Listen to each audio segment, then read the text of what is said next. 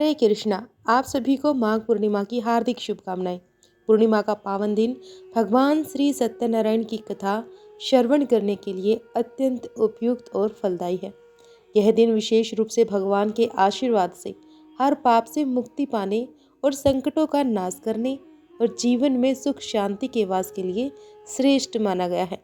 जो भक्त इस दिन श्रद्धा और भक्ति से श्री सत्यनारायण भगवान की कथा सुनते हैं, वह न केवल अपने वर्तमान जीवन के दुखों से मुक्ति पाते हैं, बल्कि उनके जन्म जन्मांतर के पाप भी नष्ट हो जाते हैं। इस पावन दिन पर भगवान की कृपा से परिवार में दरिद्रता, क्लेश और विघ्न दूर होते हैं।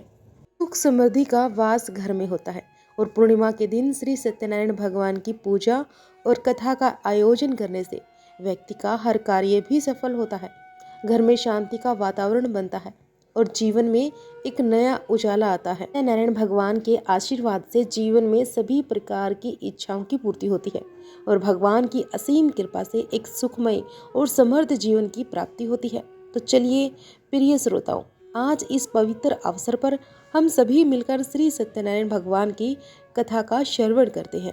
तो सभी मिलकर प्रेम से बोलिए, विघ्नहर्ता भगवान गणेश की जय हो, श्री सत्यनारायण भगवान की जय हो, श्री विष्णु भगवान की जय हो। पौराणिक कथा के अनुसार एक समय नमसैरण्य तीर्थ में सोनाकादि 88,000 ऋषियों ने श्री सूत जी से कहा कि हे प्रभु, इस कलयुग में वेद विद्या रहित मनुष्य को प्रभु भक्ति किस प्रकार मिलेगी? उनका उद्धार कैसे होगा? हे मुनि श्रेष्ठ, ऐसा कोई उपाय कहिए जिससे थोड़े ही समय में पुण्य प्राप्त होवे और मनोवांछित फल मिले। ऐसी कथा सुनने की हमारी इच्छा है। सर्वशास्त्र ज्ञाता श्री सूत जी बोले, आप सबने प्राणियों के हित की बात पूछी है। अब मैं उस श्रेष्ठ व्रत को आप लोगों से कहूँगा जिस व्रत को नारद जी ने श्री लक्ष्मी नारायण भगवान से पूछा था और लक्ष्मीपति ने मुनि श्रेष्ठ नारद जी से कहा था। सो ध्यान पूर्वक सुनो।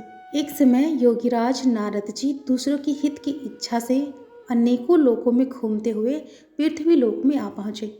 यहाँ अनेक प्रकार की योनियों में जन्मे हुए प्राय सभी मनुष्य को अपने कर्मों के अनुसार अनेक दुखों से पीड़ित देखकर सोचा, किस यत्न के करने से निर्जही प्राणियों के दुखों का नाश होगा।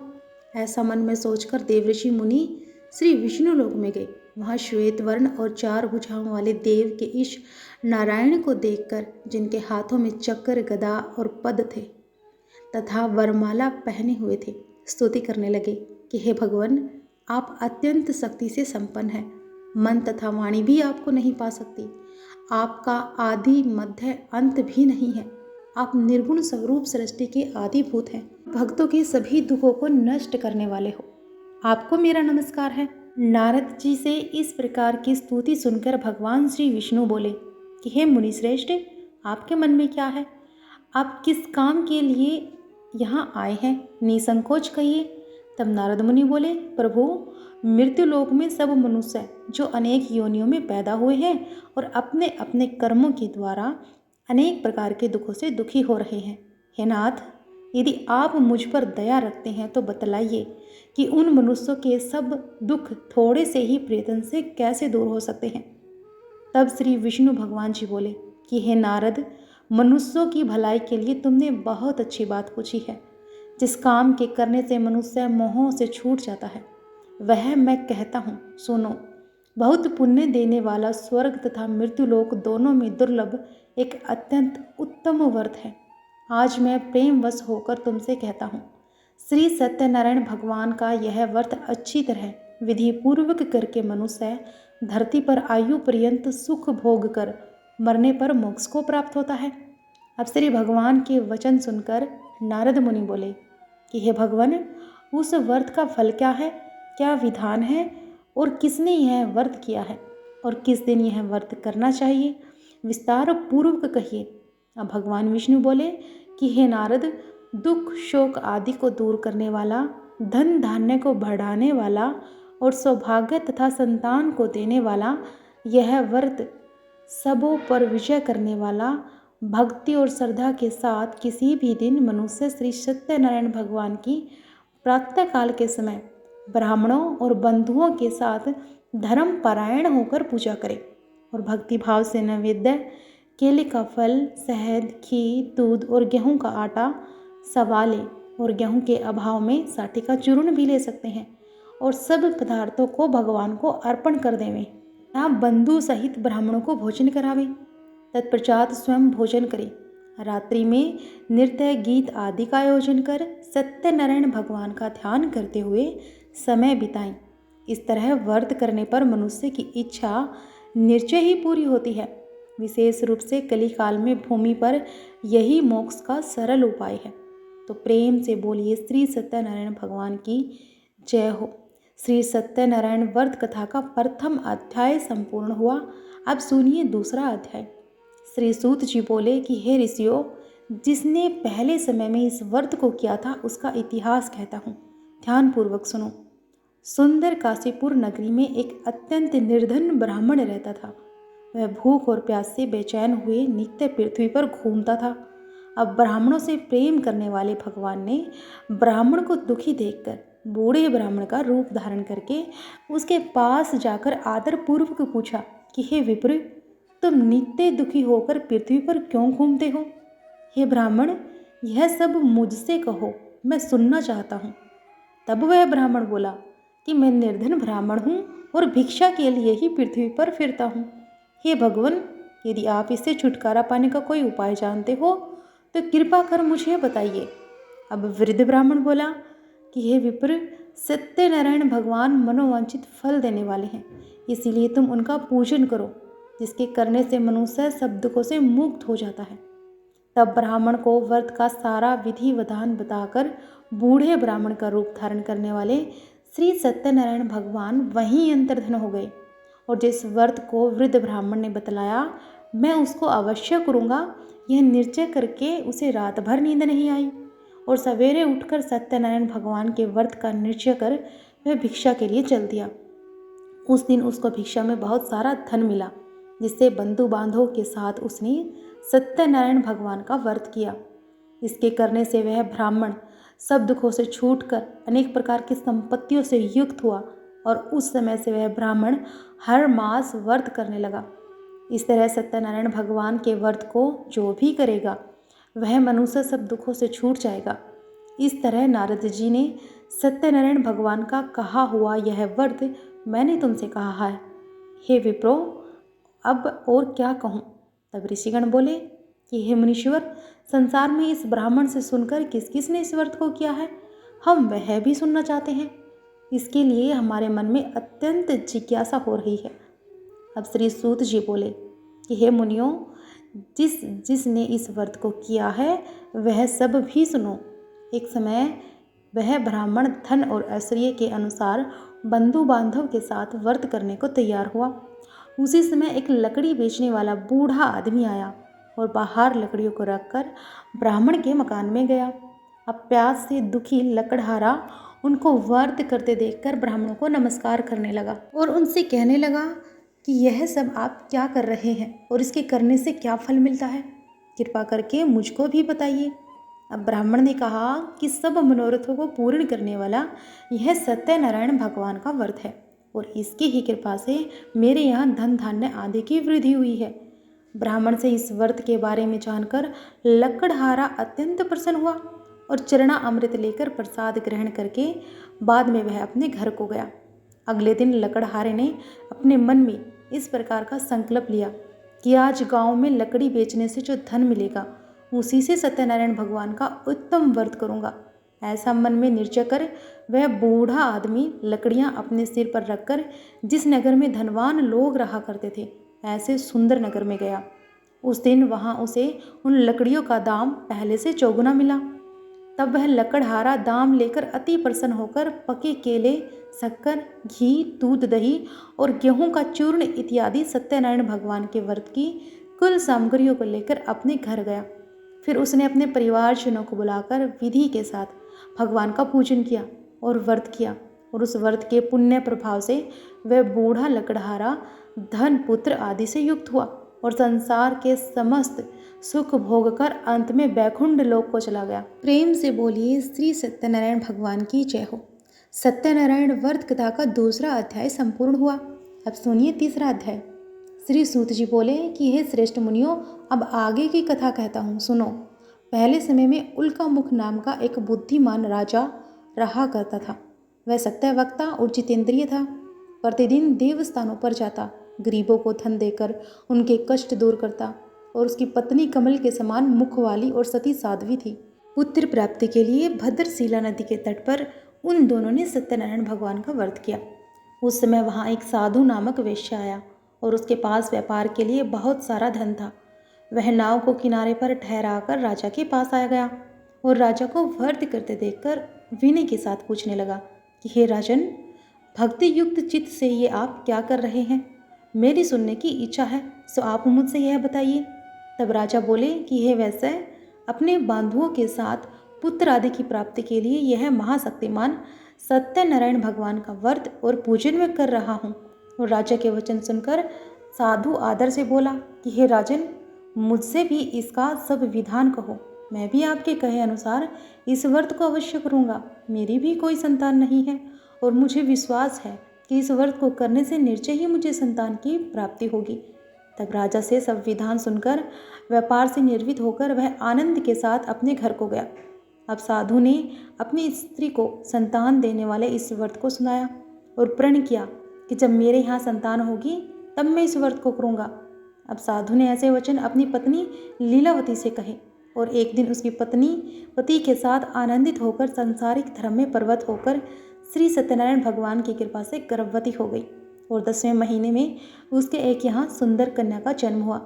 वह कन्या दिनों दिन इस तरह बढ़ने लगी जैसे शुक्ल पक्ष का चंद्रमा बढ़ता हो। अब कन्या का नाम कलावती रखा गया। तब नीलावती ने मीठे शब्दों में अपने पति से कहा कि स्वामी, जो आपने संकल्प लिया था कि मैं संतान होने पर सत्यनारायण भगवान का व्रत करूँगा, अब आप उसे करिए। तो साधु बोला कि हे प्रिय, इसका विवाह होने पर ही वह व्रत करूँगा। इस प्रकार अपने पत्नी को आश्वासन देकर वह नगर को चला गया। अब कलावती अपने पिता के घर में रहकर बड़ी हो रही थी। एक दिन साधु ने जब नगर में सखियों के साथ अपनी पुत्री को देखा तो तुरंत दूत को बुलाकर कहा कि मेरी पुत्री के लिए कोई सुयोग्य वर देख कर लाओ। अब साधु की आज्ञा पाकर दूत कंचन नगर पहुंचा। वहां पर बहुत खोज की, बहुत देखभाल कर कन्या के लिए सुयोग्य वाणी पुत्र को ले आया।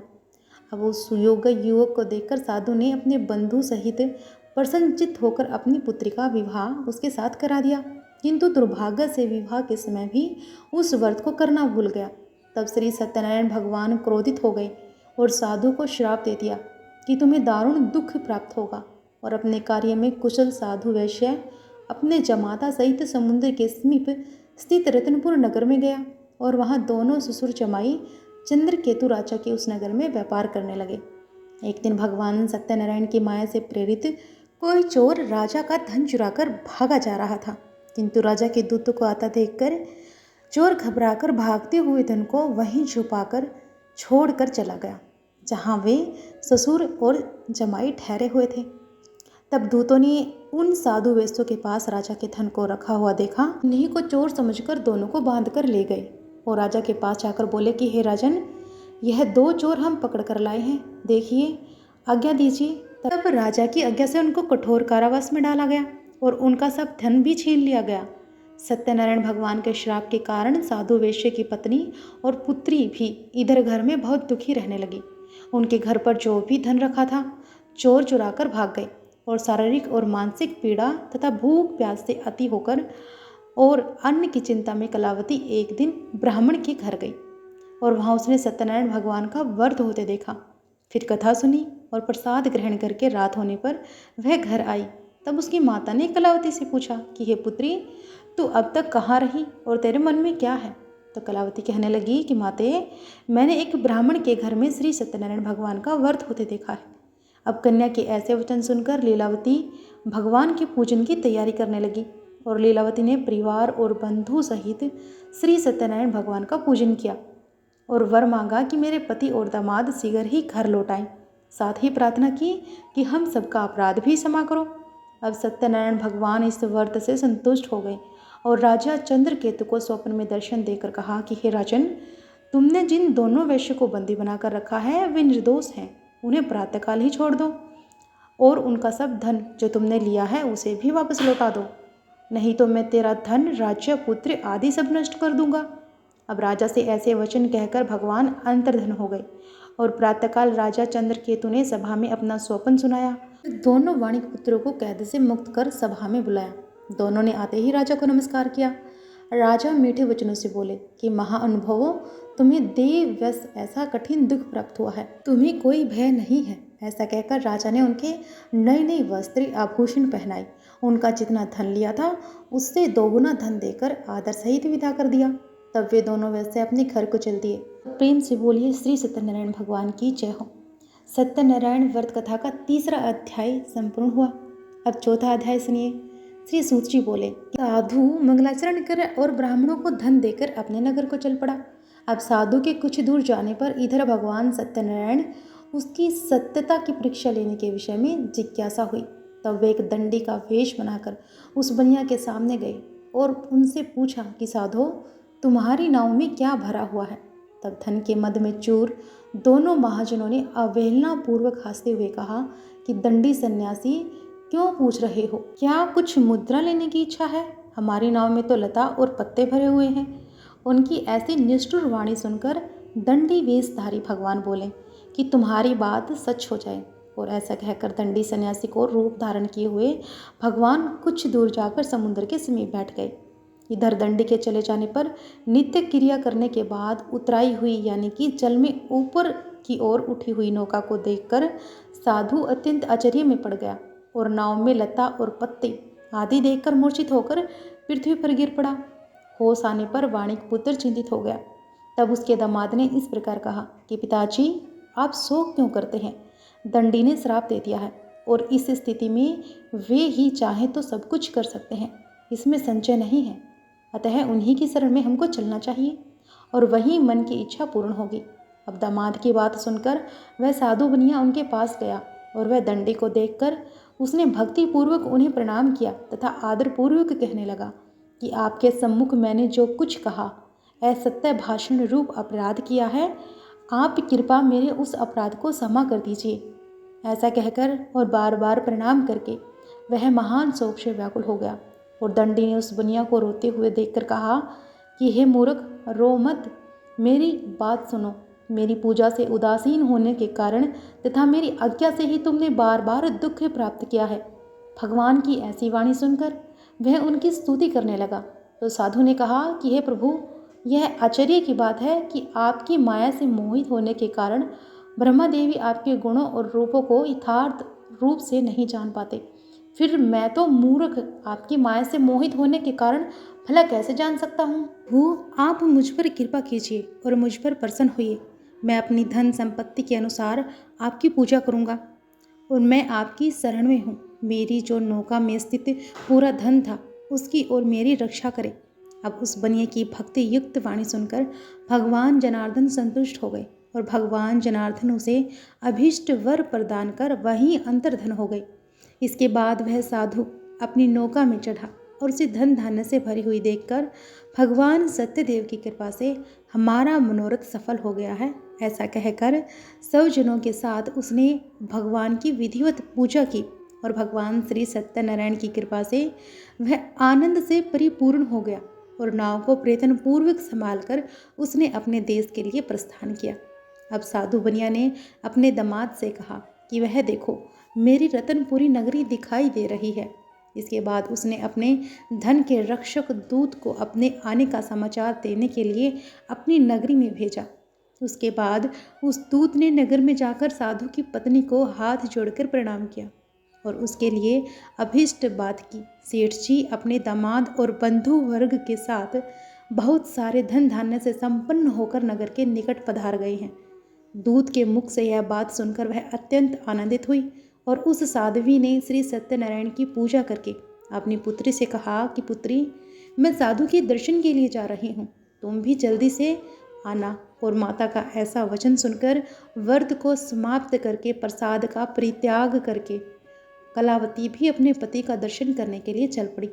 इससे भगवान सत्यनारायण रुष्ट हो गए और उन्होंने उसके पति को तथा नौका को धन के साथ हरण करके जल में ही डुबो दिया। के बाद कलावती अपने पति को न देखकर महान शोक से रुदन करती हुई पृथ्वी पर गिर पड़ी। नाव को अदृश्य देखकर और पृथ्वी पर दुख से पीड़ित हुई अपनी बेटी को देखकर भयभीत मन से साधु बनिया ने सोचा कि यह क्या आश्चर्य हो गया है। नाव का संचालन करने वाले भी सभी चिंतित हो गए। इसके बाद वह लीलावती भी कन्या को देखकर दुख से व्याकुल हो गई और अत्यंत दुख से विलाप करती हुई अपने पति से इस प्रकार बोली कि हे स्वामी, अभी अभी नौका के साथ वह अदृश्य कैसे हो गया।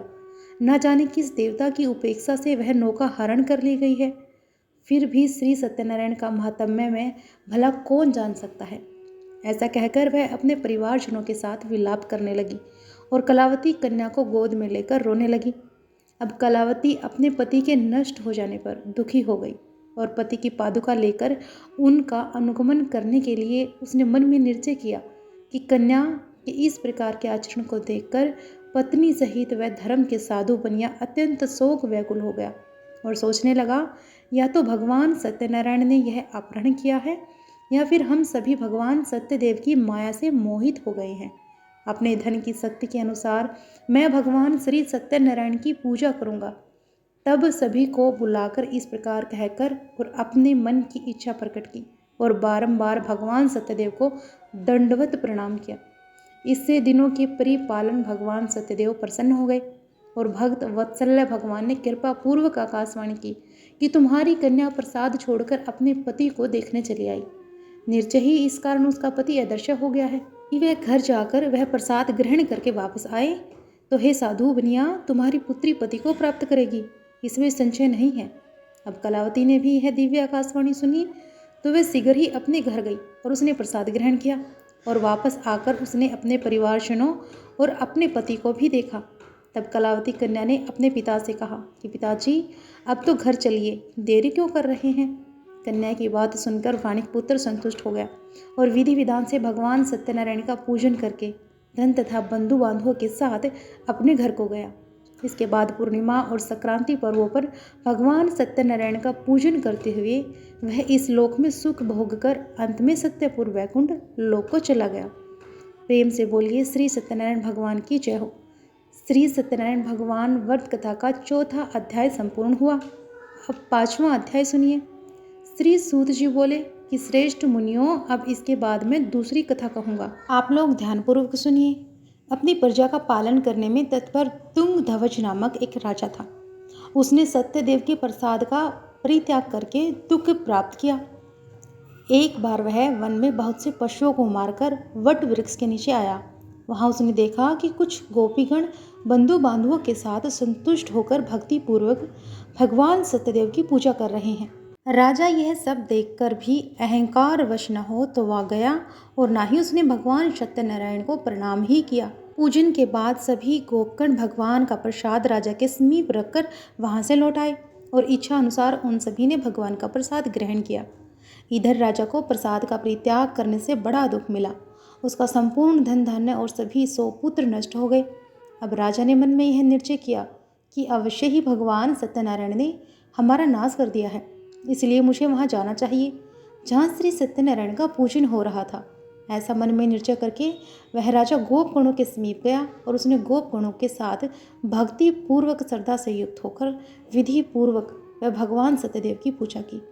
अब भगवान सत्यदेव की कृपा से वह पुण्य धन और पुत्रों से संपन्न हो गया तथा इस लोक में सभी सुखों का उपभोग कर अंत में सत्यपुर वैकुंठ लोक को प्राप्त हुआ। श्री सूत जी कहते हैं कि जो व्यक्ति इस परम दुर्लभ श्री सत्यनारायण के व्रत को करता है, पूर्णमय तथा फल प्रदायिनी भगवान की कथा को भक्ति पूर्वक होकर सुनता है, उसे भगवान सत्यनारायण की कृपा से धन धान्य आदि की प्राप्ति होती है। दरिद्र धनवान हो जाता है, बंधन में पड़ा हुआ बंधन से मुक्त हो जाता है, डरा हुआ व्यक्ति भय मुक्त हो जाता है। यह सत्य बात है, इसमें संशय नहीं है। इस लोक में वह सभी इच्छित फलों को भोग कर अंत में सत्यपुर वैकुंठ लोक को जाता है। ब्राह्मण, इस प्रकार मैंने आप लोगों से भगवान सत्यनारायण के व्रत को कहा है, जिससे करके मनुष्य सभी दुखों से मुक्त हो जाता है। कलयुग में तो भगवान सत्यदेव की पूजा विशेष फल प्रदान करने वाली है। भगवान विष्णु को ही कुछ लोग काल तो कुछ लोग सत्य, कोई ईश और कोई सत्यदेव तथा दूसरे लोग सत्यनारायण नाम से कहेंगे। अनेक रूप धारण करके भगवान सत्यनारायण सभी का मनोरथ सिद्ध करते हैं। युग में सनातन भगवान विष्णु ही सत्याव्रत रूप धारण करके सभी का मनोरथ पूर्ण करने वाले होंगे। हे श्रेष्ठ मुनियों, जो व्यक्ति नित्य भगवान सत्यनारायण की इस व्रत कथा को पढ़ता है, सुनता है, भगवान सत्यनारायण की कृपा से उसके सभी पाप नष्ट हो जाते हैं। हे मुनीश्वर, पूर्व काल में जिन लोगों ने भगवान सत्यनारायण का व्रत किया था, उसके अगले जन्म का वृत्तांत कहता हूँ, आप लोग सुनिए। प्रजा संपन्न सतानंद नाम के ब्राह्मण सत्यनारायण व्रत करने के प्रभाव से दूसरे जन्म में सुदामा नामक ब्राह्मण हुए और उस जन्म में भगवान श्री कृष्ण का ध्यान करके उन्होंने मोक्ष प्राप्त किया। लकड़हारा भील गुहे का राजा हुआ और अगले जन्म में उसने भगवान श्री राम की सेवा करके मोक्ष प्राप्त किया। महाराजा उल्कामुख दूसरे जन्म में राजा दशरथ हुए, जिन्होंने श्री रंगनाथ जी की पूजा करके अंत में वैकुंठ प्राप्त किया।